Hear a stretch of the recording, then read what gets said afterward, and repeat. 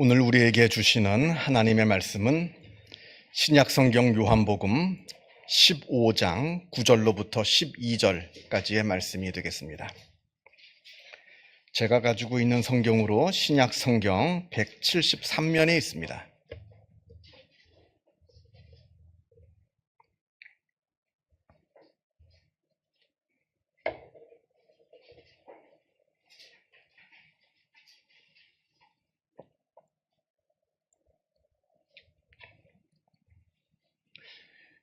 요한복음 15장 9절에서부터 12절까지의 말씀을 봉독합니다.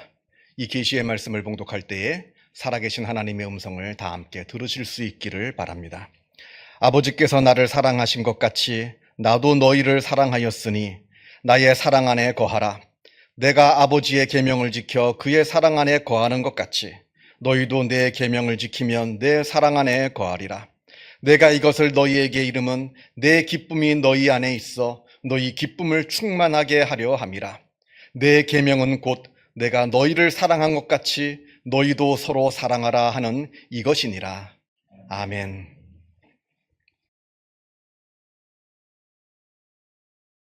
이탈리아의 철학가이면서 동시에 소설가이기도 한 움베르토 에코가 쓴 장미의 이름이라는 소설이 있습니다.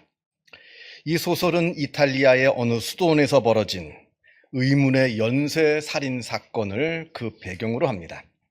때는 바야흐로 1327년 11월, 당시 유럽 권력의 두 축이었던 교황 측과 황제 측이 이탈리아의 어느 한 수도원에서 아주 중요한 회담을 갖게 되었습니다. 그런데 이 회담이 열리기 전 그 수도원에는 의문의 연쇄 살인 사건이 벌어지게 됩니다. 그곳에 있는 수도사들이 이유도 없이 독약에 감염이 되어서 막 죽어나가는 겁니다. 마침 이 회담을 준비하러 온 영국의 윌리엄 신부가 이 살인 사건의 전모를 파헤친다 하는 것이 이 소설의 이야기입니다. 이 책을 읽지 못한 분께는 정말 죄송합니다만 제가 결론부터 이건 결론을 알면 안 되는 거거든요. 결론부터 말씀을 드리자면 이 연쇄 살인 사건의 범인은 바로 이 수도원에 있는 도서관장인 호르헤라는 신부입니다. 이 수도원은 당시에 아주 진귀한 서책들을 많이 소장하고 있었는데요. 그 중에 특별히 그리스 철학가 아리스토텔레스가 쓴 희극이라고 하는 전 세계에 딱 한 권밖에 남아있지 않은 그 책을 이 수도원이 소장하고 있었습니다. 그런데 이 호르헤 신부가 보기에 이 희극이라고 하는 책은 사람들이 절대로 읽어서는 안 되는 책이라 생각했습니다. 왜냐하면 이 책은 사람들의 웃음에 대해서 말하고 있기 때문에 그러합니다. 호르헤 신부가 보기에 웃음이라고 하는 것은 인간을 타락시키는 것이요, 하나님과 교회의 권위에 도전하는 것이요, 아주 인간의 악한 짓이라 생각을 했던 겁니다. 그래서 이 책을 읽지 못하게 하려고 이 책의 각 페이지마다 독약을 발라 놓았고요. 그 책을 몰래 읽은 수도사들은 그 독약을 먹고 다 죽은 겁니다. 이 살인자 호르헤 신부가 이렇게 말합니다. 감성은 이성보다 열등하다. 웃는 것은 천박한 일이다. 웃음은 하나님과 교회를 조롱하는 짓이다. 하나님의 아들이신 예수님도 절대로 웃지 않으셨다. 어떻게 예수님께서 원숭이처럼 얼굴을 일그러뜨려 가시면서 웃으실 수가 있었겠는가? 그러자 이 소설의 주인공인 윌리엄 신부가 그 말을 되받아칩니다. 원숭이는 웃지 않는다. 원숭이는 웃지 않습니다. 오직 우리 사람들만이 웃을 수가 있습니다. 우리 인간을 라틴어로 호모 리덴스라고 합니다. 이 말은 우리 인간은 웃는 존재, 웃을 수 있는 존재라는 뜻입니다. 아니, 우리 인간은 나 스스로 웃을 뿐만 아니라 다른 사람을 웃길 줄도 압니다. 그래서 다른 사람을 웃겨서 함께 웃을 수 있는 엄청난 능력을 가지고 있는 존재입니다. 내가 웃을 뿐만 아니라 남들을 웃겨서 함께 웃는 이 능력은 하나님께서 우리 인간들에게만 주신 아주 고유한, 아주 굉장한 능력입니다. 제가 참 좋아하는 신학교 선배님이 계신데요. 이분이 20대 젊어서 아주 큰 병을 얻게 되었습니다. 정말로 이제 목숨이 오고 가는 큰 병을 얻게 되었습니다. 그래서 병원에 입원해 있는데 이분이 평소에 존경하는 목사님이 신방을 오셔서는 이분을 위해서 이제 기도하신 후에 이러셨답니다. 웃어라. 그래야 살 수 있다. 별 얘기 안 하시고 웃어라. 그래야 네가 살 수 있다. 이 마디만 한마디만 하시고 가셨답니다. 근데 그 이야기를 듣고 이 선배가 참 마음에 서운한 마음이 들었대요. 아니 워낙 바쁘신 목사님이시니까 어렵게 오셨으면 그래 어떠냐 많이 힘들지 않느냐 걱정하지 말아라 다 잘 될 것이다 뭐 이런 흔한 위로도 전해주시지 않으시고 웃어라 그래야 네가 살 수 있다 이것만 말씀하시고 가셨다는 것에 대해서 굉장히 서운한 마음이 들었는데 가만히 그 말씀을 곱씹고 보니까 그 말씀 속에 진리가 있더랍니다. 여러분 우리가 걱정하고 있는 것들 여러분들 많은 걱정을 하면서 살잖아요. 이 걱정의 90%는 통계학적으로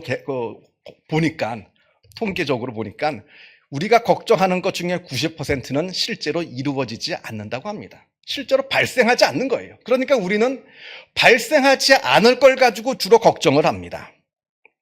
이때 웃을 수 있는 사람, 내 앞에 걱정거리가 있음에도 불구하고 이때 웃을 수 있는 사람은 여유가 생깁니다. 지금 걱정하고 있는 일들이 별게 아닌 작은 것으로 보입니다. 웃으면. 그리고 그렇게 내 눈앞에 있는 걱정거리가 작은 것으로 보이면 다른 주변을 살필 여유가 생기고요. 다른 것을 살필 여유가 그 시각이 넓어지면 그 어려운 일을 이겨나갈 길들이 보입니다. 이게 바로 웃음의 능력입니다. 그런데 걱정만 하고 있는 사람들, 내 눈앞에 있는 걱정거리만 보게 됩니다. 그것만 보니까 그게 엄청나게 커 보여요. 내가 이걸 도무지 감당할 수 없을 것만 같습니다. 사실은 별게 아닌데도 나에게 다가오지 않을 일인데도 이게 완전히 내 앞에 있는 걱정거리에 완전히 내가 짓눌리게 됩니다. 다른 게 보이지가 않습니다. 그래서 다른 피할 길이 있어도 그 피할 길을 찾지 못하고 그 내 앞에 있는 걱정거리 앞에 내가 주저앉고 맙니다. 그래서 웃음이라고 하는 것은요 정말로 좋은 겁니다. 웃음은 우리를 여유롭게 하고요. 풍요롭게 하고요. 우리를 또 우리의 삶을 아름답게 만들어주는 아주 하나님의 고마운 선물입니다. 자, 그런데 문제는 여러분 그러니까 자꾸 웃으세요. 웃어야 됩니다. 안 웃고 인상 쓰지 말고 자꾸 웃으세요. 그런데 이제 문제는 웃음이 안 나오는 걸 어떡하냐 하는 거죠. 웃음이 안 나오는 걸 억지로 웃느냐. 뭐 어떤 분은 그럽니다. 억지로라도 웃으면 좀 낫대요. 그래도 억지로 웃는 것보다는 진짜 마음에 우러나서 웃는 게 훨씬 낫겠죠. 근데 웃기지 않는데 어떻게 웃을 수가 있느냐? 제가 팁을 하나 드리겠습니다. 프랑스 철학가인 앙리 베르그손이 쓴 웃음이라고 하는 책 안에 나오는 이야기입니다. 어느 교회에서 목사님이 설교를 하던 중에 예화로 아주 우스갯소리를 하나 했답니다. 그랬더니 설교를 듣고 있던 그 성도들이 다 함께 박장대소를 하면서 웃고 있는데 유난히 어느 한 사람만 웃지 않고 가만히 있더래요. 그래서 그 옆에 있는 사람이 궁금해서 아니 이 얘기가 안 웃기십니까? 왜 당신은 웃지 않으십니까? 이렇게 조심스럽게 물었더니 그 사람 하는 말이 저는 이 교회 교인이 아닌걸요? 이랬답니다. 무슨 말을 하는 겁니까?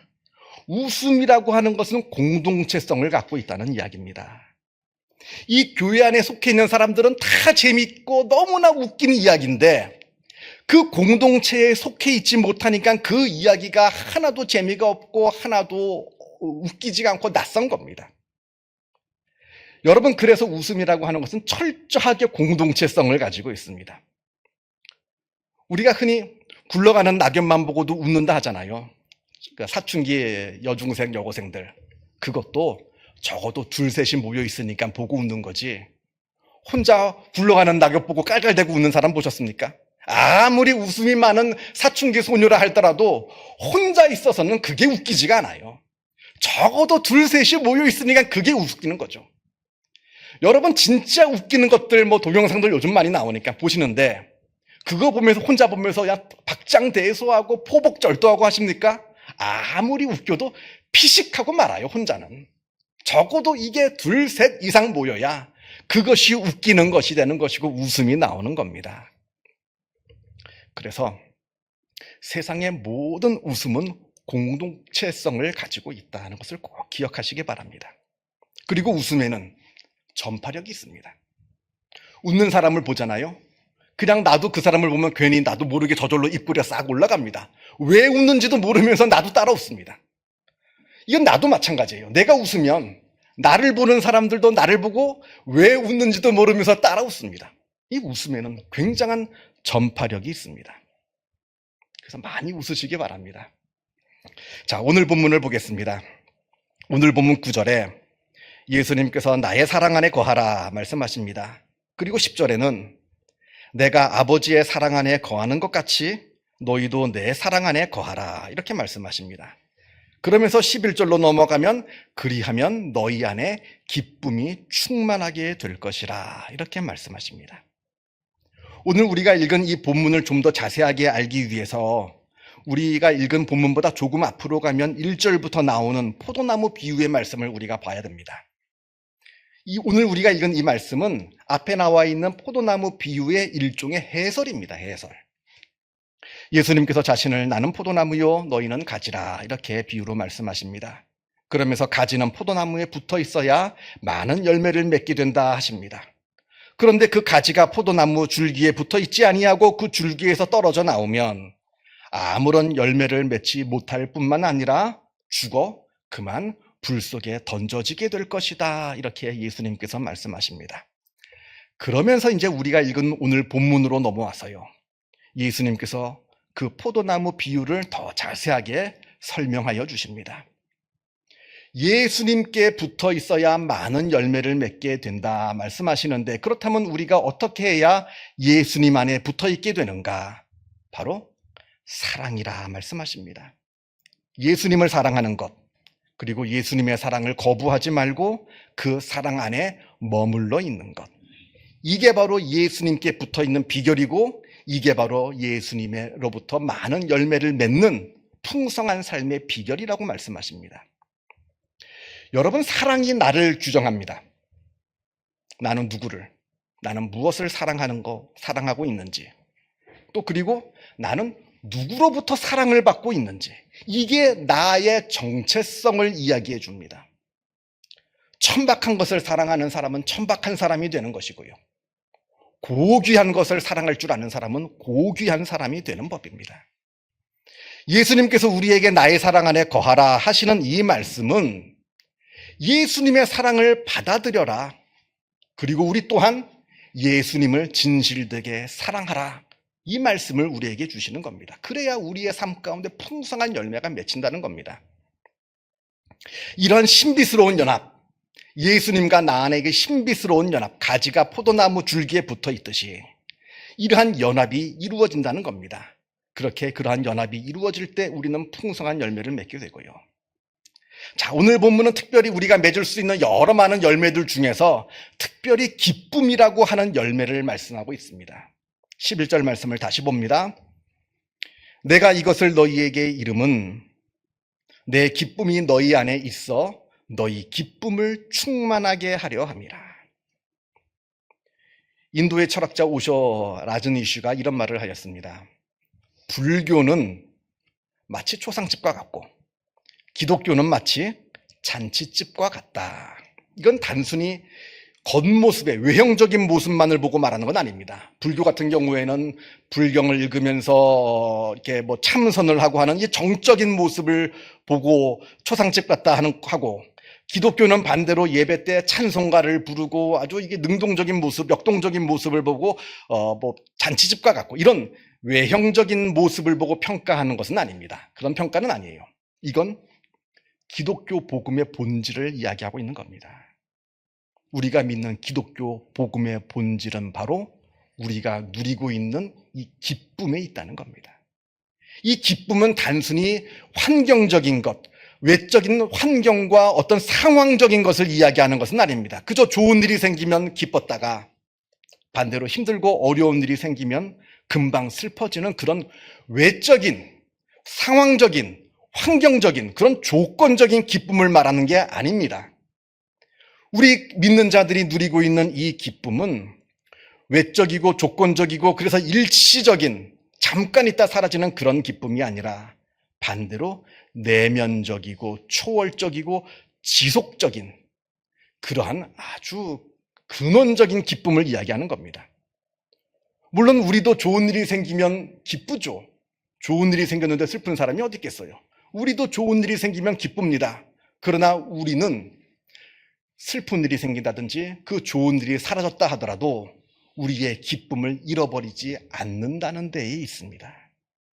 왜냐하면 우리의 기쁨은 외부로부터 환경에 의해서 우리에게 주어지는 기쁨이 아니라 내 안에서 내 속에서 스스로 샘솟는 기쁨이기 때문에 그러합니다. 이건 절대로 정신승리를 이야기하는 게 아닙니다. 여러분 정신승리라고 들어보셨어요? 요즘 젊은 사람들 이야기하는 그냥 터무니없는 그냥 자기 최면, 터무니없는 자기 합리화, 지금 이걸 말하는 게 아닙니다. 우리 믿는 사람들이 누리고 있는 이 기쁨은 분명한 근거와 이유가 있습니다. 그건 바로 하나님에 대한 믿음, 하나님에 대한 신뢰입니다. 하나님께서 나와 함께 하신다고 하는 그 믿음이 우리의 기쁨의 근원이자 이유입니다. 믿음이 없는 사람들은 늘 두렵고 불안합니다. 왜냐하면 자기의 연약함을 알거든요. 우리의 세상의 모든 사람들은 한 치 앞도 내다보지 못합니다. 당장 5분 후에, 아니 당장 1초 후에 나에게 무슨 일이 벌어지게 될지 우리는 아무도 모릅니다. 그건 연약한 존재예요.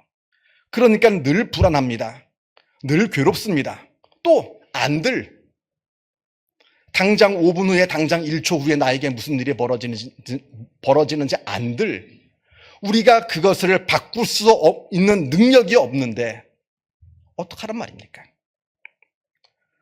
우리는 그럼에도 불구하고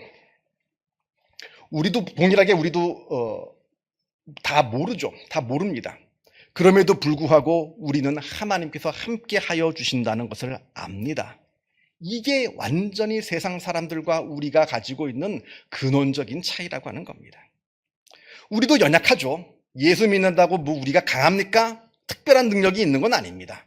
그러나 우리는 우리의 연약함을 그리스도의 강하심에 접붙입니다. 그래서 우리는 하나님의 그리스도의 그 강하심에 의해서 그 강하심의 은혜를 우리가 누리게 되는 겁니다.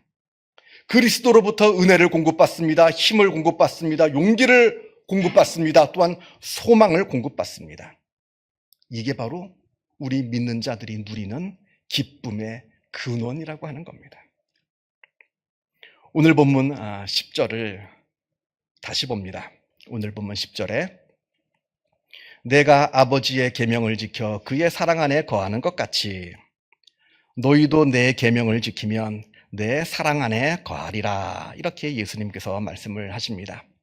무슨 얘기냐면 우리가 예수님의 계명을 지켜야 예수님의 사랑 안에 거할 수가 있고 11절로 넘어가면 그렇게 예수님의 계명을 지켜야 우리 안에 기쁨이 있다는 겁니다.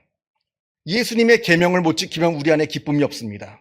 예수님의 계명을 지켜야 우리 안에 기쁨이 있습니다. 도대체 그 계명이 무엇입니까? 바로 12절. 12절에 내 계명은 곧 내가 너희를 사랑한 것 같이 너희도 서로 사랑하라 하는 이것이니라. 바로 교회 공동체 안에서 성도들 간에 주고받는 사랑의 교제를 말씀하고 있습니다. 여기에 비결이 있습니다. 바로 우리 기독교 신앙의 공동체적인 성격을 지금 말씀하고 있는 겁니다. 여러분, 나 혼자서는 내 믿음이 성장하지 않습니다. 나 혼자 골방에 들어가서 나 혼자 열심히 성경 읽고 나 혼자 열심히 기도하고 나 혼자 아무리 찬송을 불러도 그것만으로는 내 신앙이 성장하지 않습니다. 이게 기독교 신앙의 아주 독특한 성격이에요. 기독교 신앙은 공동체적인 성격을 가지고 있습니다. 한때 우리나라에 무교회주의라는 것이 유행한 적이 있습니다.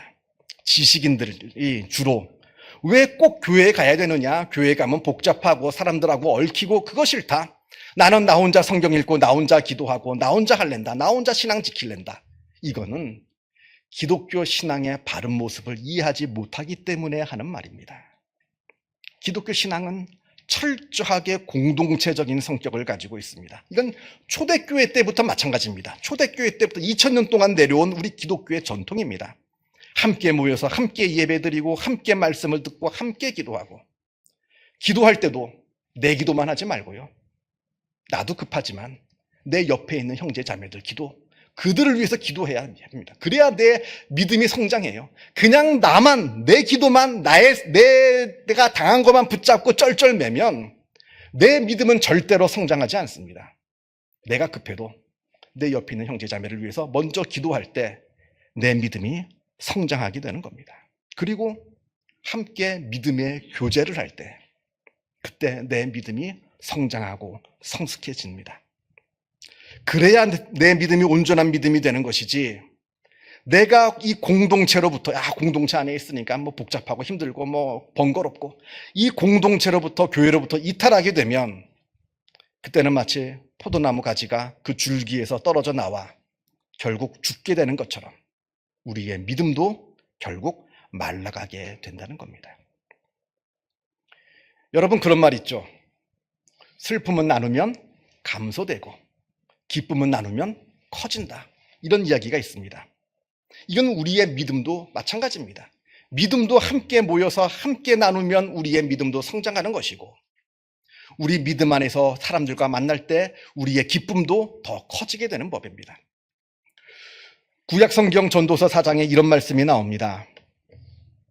두 사람이 한 사람보다 나음은 그들이 수고함으로 좋은 상을 얻을 것임이라. 혹시 그들이 넘어지면 하나가 그 동물을 붙들어 일으키려니와 홀로 있어 넘어지고 붙들어 일으킬 자가 없는 자에게는 화가 있으리라. 또 두 사람이 함께 누우면 따뜻하거니와 한 사람이면 어찌 따뜻하랴. 한 사람이면 패하겠거니와 두 사람이면 맞설 수 있나니 세 겹줄은 쉽게 끊어지지 아니하느니라. 세상이 알 수 없는 그 아주 엄청나고 놀라운 기쁨을 우리는 누리고 있습니다. 또 누릴 수가 있습니다. 어떻게요? 우리가 하나님과 연합하는 그 연합을 통해서. 그 하나님과의 연합은, 하나님은 보이지가 않잖아요. 어떻게 이루어지느냐? 우리 옆에 있는 믿음의 형제들, 믿음의 형제 자매들과 사랑의 연합을 이루어 나갈 때 하나님과의 연합이 또 이루어지는 겁니다. 하나님과의 연합은 내 옆에 있는 성도들과의 성도 간의 아름다운 믿음의 교제를 통해서 구체화되는 겁니다. 지금 우리가 교회 안에서 신앙생활을 하는데 여러분들이 속해 있는 이 교회 사랑하시기를 바랍니다. 교회를 위해서 기도하시고 교회를 통해서 내 믿음이 성장하는 것이고 내 믿음이 성숙해집니다. 우리 교회를 통해서 여러분들 개인마다 믿음이 성장하고 믿음이 성숙해지는 복된 은혜가 있기를 주님의 이름으로 축원합니다. 기도하겠습니다. 사랑과 은혜가 충만하신 하나님 아버지, 감사합니다.